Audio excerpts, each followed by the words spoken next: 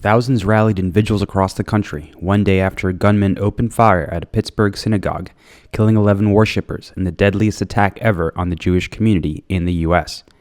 Dozens gathered in cities like Baltimore to remember the victims and also to denounce bigotry, hatred, and racism. I'm inspired by the solidarity that I've received, that our congregation has received from religious organizers around the city and around the state to stand out against anti-Semitism.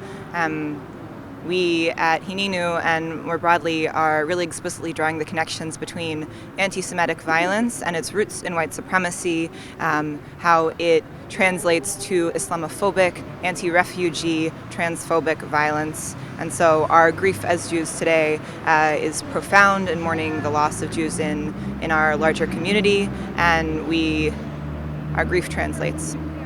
The suspected gunman, 46-year-old Robert Bowers of Pittsburgh, stormed the building during a Saturday morning service. Bowers, who had made anti-Semitic posts online and shouted about killing Jewish people during the attack, has been charged with federal hate crimes and could face the death penalty.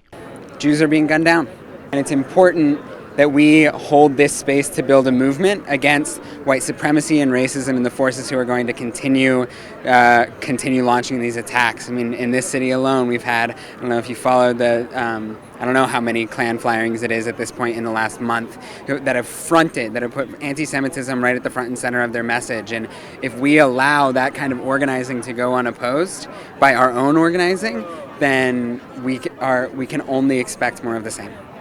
Before the attack, he posted on social media that a Jewish refugee resettlement organization, the Hebrew Immigrant Aid Society, quote, likes to bring invaders that kill our people. I can't sit by and watch my people get slaughtered. Screw your optics, I'm going in.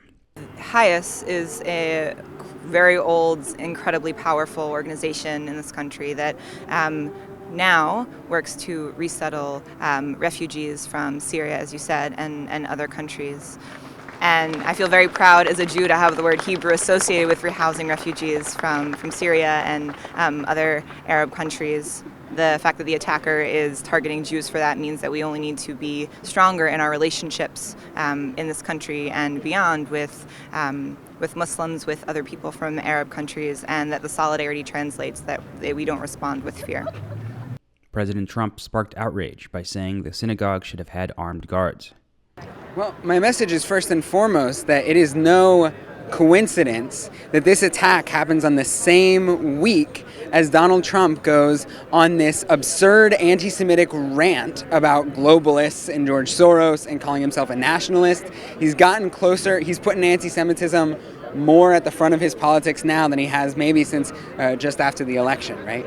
This isn't a coincidence. Donald Trump is actively spreading the forces that are now creating the violence that we saw in Pittsburgh, and it's only going to continue. And I'm sorry, but the utilization of my people's pain for more armed guards, which we know is going to bring violence against all manner of oppressed people, for the death penalty, which we know is a racist, anti-black, anti-poor, and anti-worker system. I think it's insulting to the memory of the 11 people who died and the so many Jewish martyrs who have died before that. Bowers will appear before a judge on Monday afternoon, U.S. Attorney Scott Brady said at a news conference.